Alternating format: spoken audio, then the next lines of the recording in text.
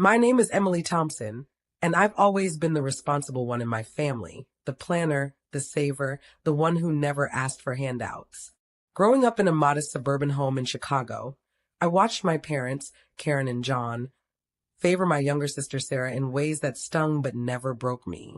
Sarah was the golden child, pretty, outgoing, and endlessly indulged. If she wanted dance lessons, she got them. If she crashed the family car as a teen, it was laughed off as youthful folly. Me, I worked 2 jobs through college, graduated with honors in business administration, and built a solid career as a financial analyst. By age 28, I'd scrimped and saved every bonus, every overtime check, amassing a $60,000 wedding fund. It was my dream nest egg, earmarked for the perfect day when I married Alex, my fiancé of 2 years. Alex was everything my family wasn't: supportive, ambitious, and from a stable background. We met at a networking event, bonded over our love of hiking and indie films, and built a life together in a cozy apartment downtown. The engagement party was supposed to be our celebration. We'd rented a charming venue in the suburbs, invited close friends and family, about 50 people in total. I wore a simple white dress that hugged my figure, and Alex looked dashing in his tailored suit. The room buzzed with laughter, clinking glasses, and the soft hum of jazz from the speakers. My parents arrived fashionably late, as usual, with Sarah trailing behind them like a shadow. Sarah, at 25, had just gotten engaged to her boyfriend, Mike, a guy who'd bounced from job to job and seemed more interested in her inheritance prospects than her heart. But Mom doted on her, calling her my little princess even now. As the toast wrapped up, Mom pulled me aside into a quiet corner near the bar. Her face, usually plastered with a fake smile for social events, was tight with urgency. "Emily, we need to talk about Sarah's wedding," she whispered, glancing over her shoulder to ensure no one was listening. I raised an eyebrow, confused. "What about it? She's only been engaged a month." Mom sighed, dramatically, as if I were the unreasonable one. "Mike's family is struggling, and Sarah wants a destination wedding in Hawaii. It's her dream. You know how she's always talked about it. But they can't afford it. You've got that fund you've been hoarding, $60,000, right? It's more than enough. You can give it to her. Alex's parents are loaded. They'll cover yours." I stared at her, my champagne flute frozen midway to my lips. Hoarding? I'd earned every penny of that money through years of sacrifice. No vacations, no splurges, just disciplined saving. "Mom, that's my wedding fund. Alex and I are planning a simple ceremony, but it's our money. Why can't Sarah save for her own?" Mom's eyes narrowed, her voice dropping to a hiss. "Because she's your sister. Family helps family. You've always been selfish, Emily. This is your chance to make up for it." Selfish? The word hit like a gut punch. I'd paid for Sarah's college textbooks when she flunked out after one semester, covered her rent when she partied away her paycheck. But this? No. I'm sorry, but no. That's not happening. Before I could react, her hand flew up, connecting with my cheek in a sharp slap that echoed through the room. The music seemed to stop. Conversations halted. My face burned, not just from the impact, but from the humiliation. Guests stared, whispers rippling like waves.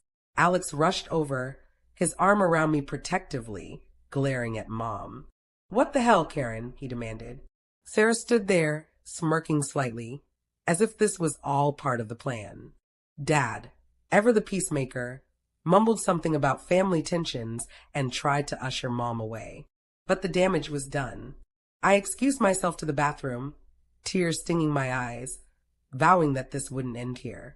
That night, back in our apartment, Alex held me as I cried. "We don't need them," he said, kissing my forehead. "We'll elope if we have to." But anger festered in me like a wound. Mom had crossed the line, and Sarah's entitlement had enabled it.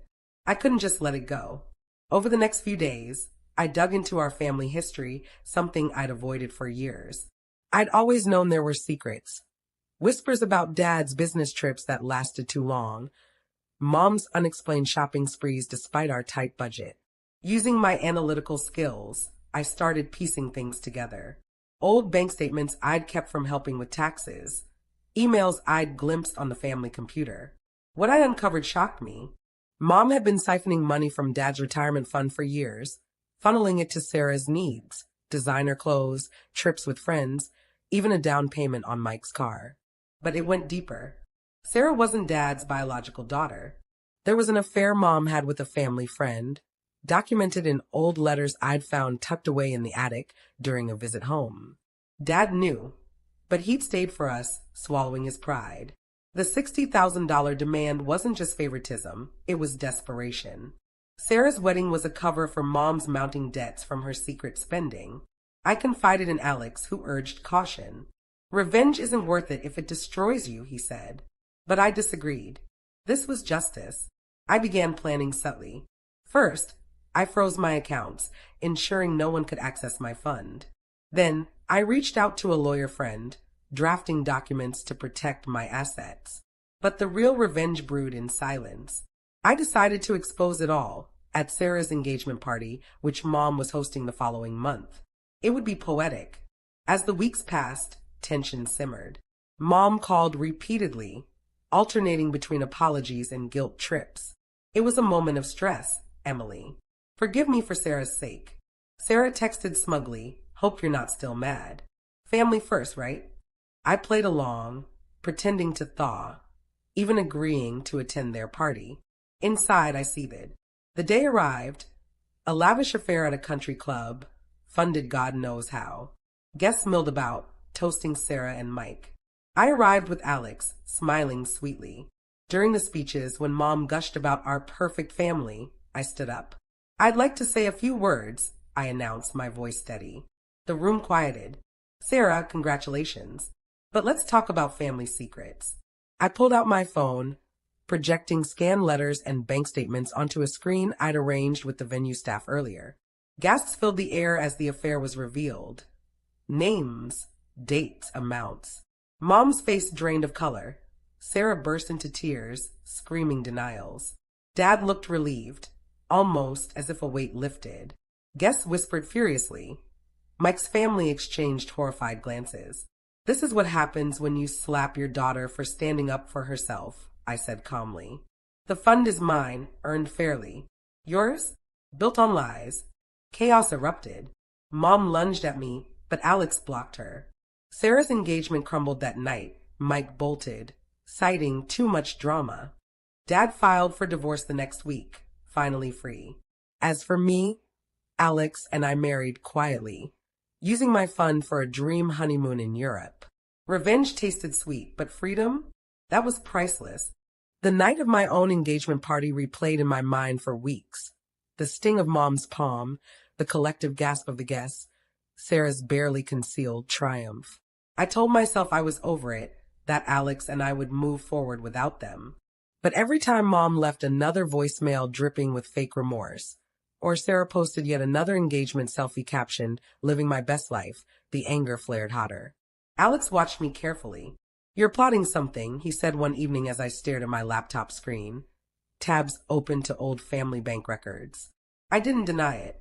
They think they can hit me, humiliate me, and then demand my life savings because Sarah wants orchids flown in from Thailand. I'm done being the doormat. He sighed, pulled me close. Just make sure whatever you do doesn't cost you more than it costs them. I took that as permission. The first thread I pulled was financial. As a financial analyst, I knew how to follow money. Mom had always handled the family books, claiming Dad was hopeless with numbers. Using login credentials I still had from years of helping with their taxes, I accessed their joint accounts. What I found made my stomach turn. Over 15 years, Mom had transferred more than $180,000 from Dad's 401k and a small inheritance from his parents into a separate account titled only in her name.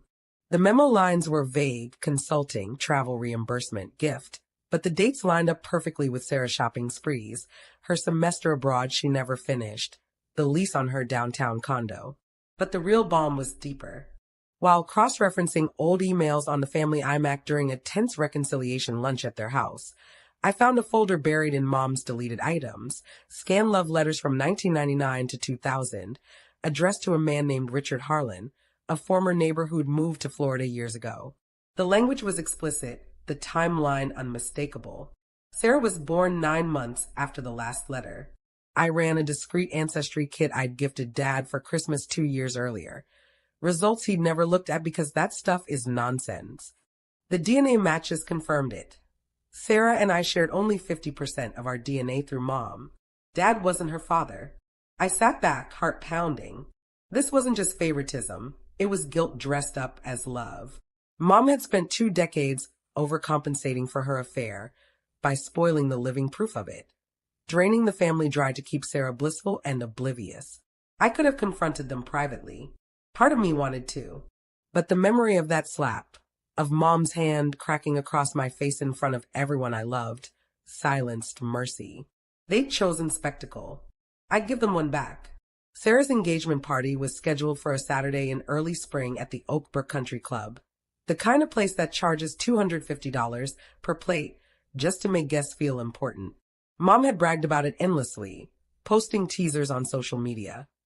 Ice sculptures, a string quartet, custom macarons with Sarah and Mike's initials. I RSVP'd just for Alex and me, then quietly contacted the venue's AV manager, claiming to be Mom's assistant coordinating a surprise family slideshow. A $200 tip and a forged email from Mom's address secured me full access to the projector system for 10 minutes during the dessert course. The day arrived warm and sunny, mocking the storm I was about to unleash. I wore a sleek emerald dress that made me feel armored. Alex squeezed my hand as we walked in. "Last chance to back out," he murmured. I shook my head. They drew first blood. The party unfolded exactly as planned. Champagne fountains, endless toasts about true love and family unity. Sarah floated around in a white beaded gown that screamed practice wedding, clinging to Mike's arm. Mom beamed, playing perfect hostess. Dad looked tired, nursing a bourbon in the corner. When the string quartet paused and the lights dimmed for dessert, the screen behind the head table flickered to life. Instead of the expected baby photos and vacation slideshow, the first image appeared. A scan love letter, Mom's handwriting unmistakable.